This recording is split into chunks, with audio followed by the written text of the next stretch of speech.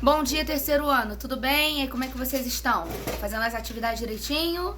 Estão com alguma dúvida? Se estiverem com dúvida, me chama, tá bom? Bom, hoje, né, quinta-feira, dia 21, nós vamos para mais uma aula hoje de geografia. Pega o livro, página 44 e vamos começar. Se você não tem o livro, pega a folhinha, acompanha, faz anotações do que eu for falando e se tiverem dúvidas, me chamem depois, tá legal? Bom, o que a gente vai aprender hoje? A vida no campo e a vida na cidade. Qual é a diferença, né? Nós vivemos aonde? No campo ou na cidade? Nós vivemos na cidade, não é? Então, vamos entender, porque tem cidades pequenas, tem cidades médias, tem cidades grandes, né? E tem vários tipos também de campo. E nós vamos aprender hoje tudo isso, tá legal? Então prestem bastante atenção, que é uma matéria um pouquinho extensa, tá? Mas facinha também, moleza, vocês vão tirar de letra, tá bom? Então vamos falar primeiro sobre as cidades pequenas. As cidades pequenas, elas apresentam um número menor de habitantes, então tem menos pessoas morando nas cidades pequenas, tá? E também tem poucas atividades econômicas, tá? Eles geralmente oferecem serviços mais simples, né? Coisas mais básicas. Esses hospitais grandes geralmente não tem cidade pequena, tem que ir para uma outra cidade, caso a pessoa venha precisar, tá? Então, essa é a diferença entre as cidades pequenas. E agora vamos ver as cidades médias, tá? Apresentam o maior número de habitantes, então tem bem mais números que habitantes do que cidades pequenas, tá bom? E as atividades também econômicas, tem mais coisas também, tá? As cidades médias, a gente consegue encontrar uma maior oferta de cursos técnicos, tá? Esses cursos, né? Curso de enfermagem, né? Curso de contabilidade, curso de administração, todos esses cursos técnicos que existem, né? Geralmente existem nas cidades médias, não existem nas cidades pequenas. Quem é da cidade pequena precisa ir até a cidade média ou cidade grande para poder estudar um curso desse, tá bom? Que mais? Universidades também tem cidades médias, atendimentos médicos especializados, né? Maior comercialização de produto e prestações de serviços. Então você consegue encontrar, né, uma maior quantidade de serviços nas cidades médias, né? Tem mais pessoas morando. Então quem é das cidades pequenas geralmente vai para as cidades médias para conseguir os atendimentos que precisa, tá? Aqui no livro de vocês tem dois exemplos aqui de cidade pequena, né? Que é no Rio Grande do Norte. Ó, tá vendo? Se chama Pau dos Ferros. Aqui, ó. Essa cidade é uma cidade pequena. E aqui outro exemplo, que é Barreiras, na Bahia. Aqui, ó, uma cidade média. Ó lá, tá? Entenderam a diferença entre cidade pequena e cidade média? Agora vamos para a cidade grande, tá? As cidades grandes, elas se caracterizam pelo maior número de habitantes, tá? E tem bastante atividades econômicas. Nós vivemos na cidade grande, né? Porque o nosso número de habitantes aqui em Belford Roxo é muito grande, tá? Então aqui é uma cidade grande. Então temos muitos serviços especializados, temos hospitais, temos muitos bancos, né? Então aqui é uma cidade grande, ok? Aqui a gente consegue encontrar o que também? Uma ampla rede de transporte, de comunicação, de atividades industriais, são fábricas, né? Centros médicos que conseguem atender quem precisa com alta tecnologia, né? CTI, essas coisas assim, né? Universidades, profissionais especializados, comércio, prestação de serviços, lazer, museu, cinema, parque zoológico, clube, shopping. Então é uma infinidade de coisa, né? Que tem nas cidades grandes, tá bom? E nós temos tudo isso, então nós somos cidade grande, ok? Quem é da cidade pequena ou da cidade média vai, e precisa de algum serviço desse que não tem, vai para a cidade grande, tá bom? Por isso que tem muitas histórias de pessoas que moravam em cidades pequenas e foram para cidades grandes para poder conseguir uma outra qualidade de vida, emprego, né? Então, tem muitas histórias dessas, tá bom? Então, vamos lá. A gente aprendeu sobre as cidades, né? Cidade pequena, cidade média e cidade grande. Agora vamos para o campo, que é uma outra realidade, totalmente diferente, tá? Quem vai para a cidade grande, quem da cidade grande vai para o campo, sente muita diferença. E quem vai do campo para a cidade grande também sente. Porque eles vivem realidades completamente distintas, tá? Então é sempre importante vocês saberem que existe essa grande diferença, tá? Então vamos lá. Lá nos campos, há muitas propriedades rurais, tá? E elas podem ser definidas como chácaras, sítios, e fazendas. Alguém já foi em alguma chácara ou em algum sítio ou alguma fazenda? Depois me conta como foi a experiência, se vocês viram alguns animais, se vocês tiraram o leite da vaca, né? Então é muito bacana, né? Quem nunca foi um dia porque vocês vão ter uma experiência muito legal, né? Essa experiência com a natureza, com os animais, é muito bacana, tá bom? Então vamos lá, o que é chácara? É uma pequena propriedade rural, tá? Que geralmente fica próximo da área urbana, tá? Nas chácaras, há pequenos cultivos de frutas, hortaliças, criação de animais para consumo próprio. Então, chácara é um local pequeno, tá bom? Lá eles fazem plantações pequenas, básicas. Tem alguns animais, tipo galinha, né? Para o próprio consumo, tá? Então, as chácaras são propriedades rurais pequenas, ok? Tem um exemplo aqui, ó, que é o cultivo de quiabo em Taquaritinga, em São Paulo. Olha aqui, ó, que bacana, ó. Cultivo de quiabo. Quem come quiabo aí? Ah lá. Viu? Isso aqui é uma chácara. E assim, quando a gente vê, chácara é grande. A gente fala, uma propriedade rural pequena, mas é um local grande também, porque em comparação com uma fazenda, por exemplo, né, é pequena, porque uma fazenda é muito grande, tá? Então, coloquem aí na página 46 agora. Vamos aprender o que é sítio. É uma propriedade rural que é maior do que a chácara, isso aí a gente já sabe, né? Então, assim, a produção de hortaliças, frutas, né, todos esses tipos de alimentos é maior, e a criação de animais, além de servir para o próprio consumo, também se destina à comercialização, né? E os sítios, eles ficam mais distantes da área urbana, eles ficam bem mais para o interior. Então, vamos ver a diferença aqui. Na chácara, uma propriedade rural pequena, né? Eu posso plantar, eu posso ter animais, mas sempre para o próprio consumo. No sítio é uma propriedade rural maior, tá, do que a chácara, onde eu posso plantar, onde eu posso ter animais, não somente para consumo próprio, mas também para venda. Então eu posso ter várias galinhas no meu sítio, e além de usar para mim, de comer, né, de usar para minha alimentação, posso vender também. Vender os ovos, vender as galinhas, tá? Então eu uso também para comercialização, ok?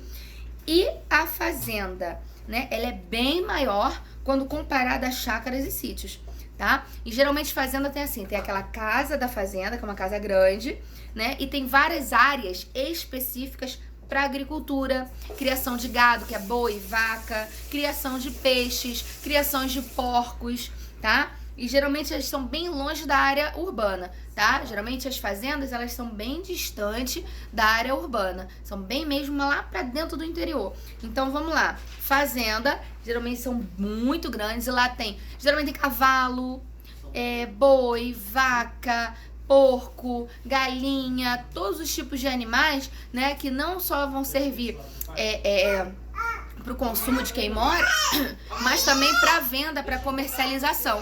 Tá bom? Entenderam essa diferença? Aqui tem duas imagens. Uma que é do sítio.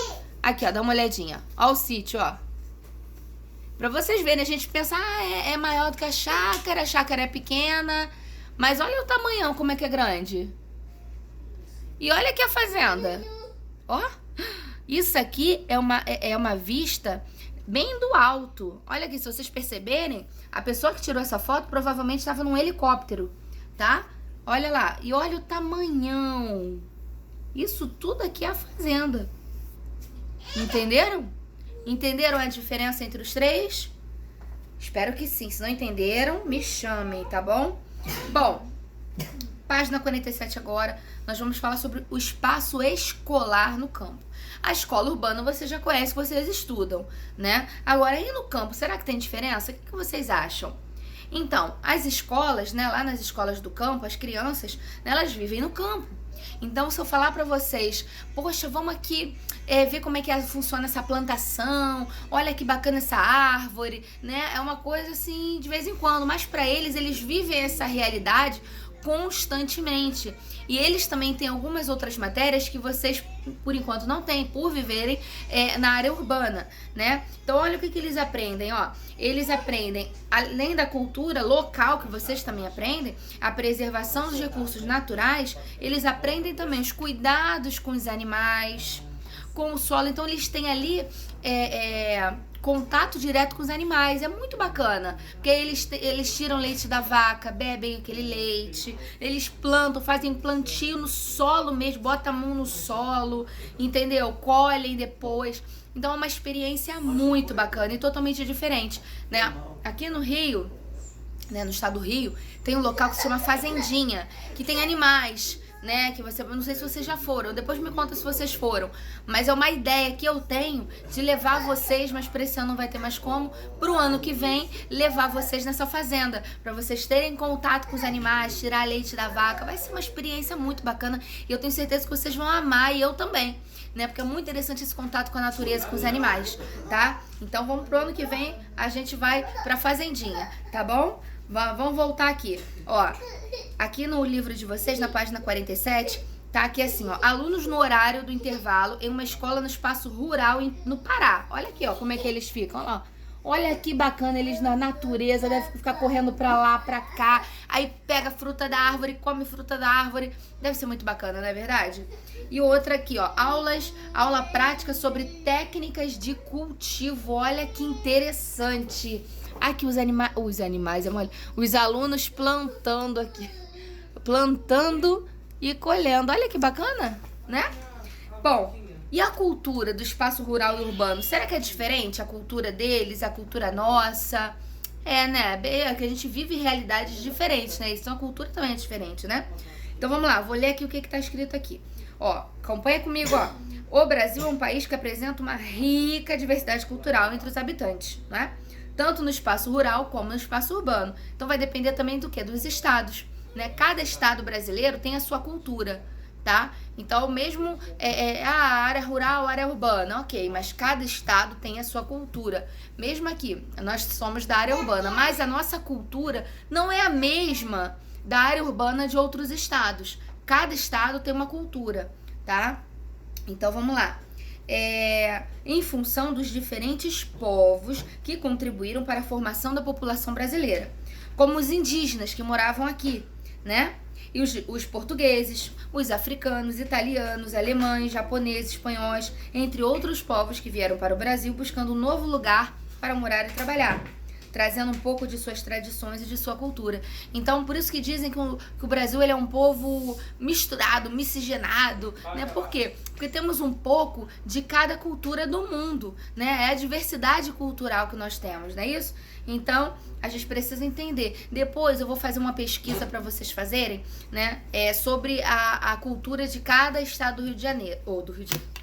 Cada estado brasileiro, tá? E vocês vão ver como é diferente e como é bacana vocês conhecerem essas culturas, tá bom? Então, gente, coloquem na página 48 aqui que tem alguns exemplos, olha lá. Olha aqui no Rio Grande do Sul, a primeira foto aqui é uma cultura de vinho trazida pelos imigrantes italianos. Então, quando os italianos vieram para o Brasil, eles trouxeram uma vinícola, né, para poder produzir aqui no Brasil e deu muito certo, né? Olha aqui, ó, isso aqui é a uva, olha que delícia, né? Eles pegam essas uvas e depois transformam em vinho, tá? Agora aqui do lado, Santa Catarina, em Blumenau, a arquitetura trazida pelos imigrantes alemães, né? Então, quando os alemães vieram, eles trouxeram a arquitetura, que é a decoração de lá, né? Olha aqui, ó. Olha que lindo o relógio, né? Então, aqui embaixo, uma comida de origem indígena, que é a farinha de tapioca. Quem já comeu tapioca aqui? Vocês gostam? É bom, né? Então, olha aqui, ó. A tapioca. Isso aqui é comida indígena. Olha lá, viu? E aqui do lado, música, dança e luta de origem africana, que é aqui, ó, capoeira. Quem conhece capoeira, já ouviram falar? Então, a capoeira é africana. Então, você vê, nós temos tudo isso aqui no Brasil, né? Que foram de vários países trouxeram a sua cultura, nós abraçamos essa cultura, né? E até hoje tá enraizada aqui, né? Por isso que fala que a diversidade no Brasil é a maior, né? De todos os países, não é isso? Então vamos lá, olha também que interessante aqui, ó. Muitas palavras que fazem parte da nossa língua foram trazidas também pelos imigrantes. Olha aqui alguns exemplos, ó. Tchau. Tchau é de origem italiana. Tchau. Você quando você vai despedir de alguém fala tchau. Então, não é uma palavra portuguesa, né? Não é uma palavra, né, da nossa língua, é uma palavra de origem italiana, né? Pizza. Pizza também é uma de origem italiana, uma palavra de origem italiana. Poltrona, também de origem italiana. Macarrão.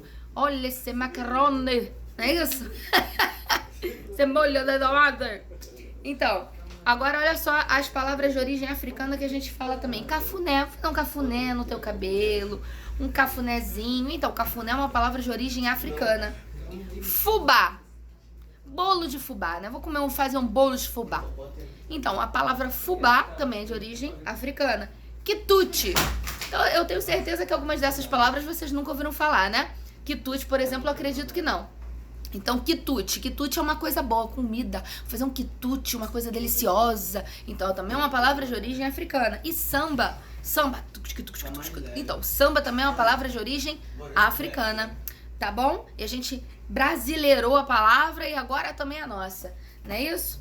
Bom, atividade na página 49 para vocês fazerem e página 50. Tá bom? Livro de atividades também, na página 181 e 182. Quem não tem o livro, faz a folhinha. Se tiverem dúvidas, me chama. E aqui na página 51, a gente vai ver algo que é um conhecimentozinho a mais para vocês, né? Ó, vou ler aqui. Acompanha comigo aí, ó. No campo e no litoral do Brasil, muitas comunidades lutam para que seus modos de vida e territórios sejam preservados. Entre elas estão os indígenas, são os índios, os quilombolas, os seringueiros, as quebradeiras de coco babaçu, os pescadores artesanais, as marisqueiras, os ribeirinhos, os sertanejos, os jangadeiros, os pantaneiros, entre outros. Vocês já ouviram falar em algum desses? Depois me conta. Então vamos lá, os quilombolas são os atuais habitantes de comunidades negras rurais, formadas por descendentes de africanos escravizados, que vivem na sua maioria da agricultura na qual eles mesmos plantam e colhem os alimentos para o próprio consumo. Então eles não dependem de ninguém, eles mesmos plantam, eles mesmos comem, eles têm a vida deles, tá? Então eles são chamados quilombolas, tá bom? A comunidade quilombola do povoado de Mumbuca, que é localizado em Tocantins, foi a primeira da região a produzir artesanato usando o capim dourado, que é uma vegetação típica do Tocantins. Gente, esse capim dourado dá cada coisa linda. Depois dá uma pesquisada na internet para vocês verem. Muito bacana. Com isso, a renda das famílias melhorou e a cultura do local foi preservada. E isso é muito bacana, essas culturas serem preservadas para todas as próximas gerações, né, conhecerem, né, não ficar, imortalizar, vamos dizer assim, né, não ser algo que só de falar, não, mas eles ainda existem e a cultura deles tá aí, foi preservada, tá bom? Então vocês veem no livro, ó, tem uma artesã trabalhando com capim dourado na comunidade. Olha aqui, ó, vou mostrar para quem não tem livro, olha aqui. E fica um cesto lindo, entendeu? Dourado, lindo, lindo, lindo, tá? Então isso aqui foi só uma informaçãozinha a mais para vocês terem conhecimento, e conhecimento nunca é demais. Temos que aprender, porque o nosso cérebro, ele não tem limites para aprender, não é verdade? Então, gente, façam os exercícios. Se tiverem dúvidas, me perguntem. Essa foi a aula de hoje. Beijo grande pra vocês. Até a próxima aula. Tchau, tchau.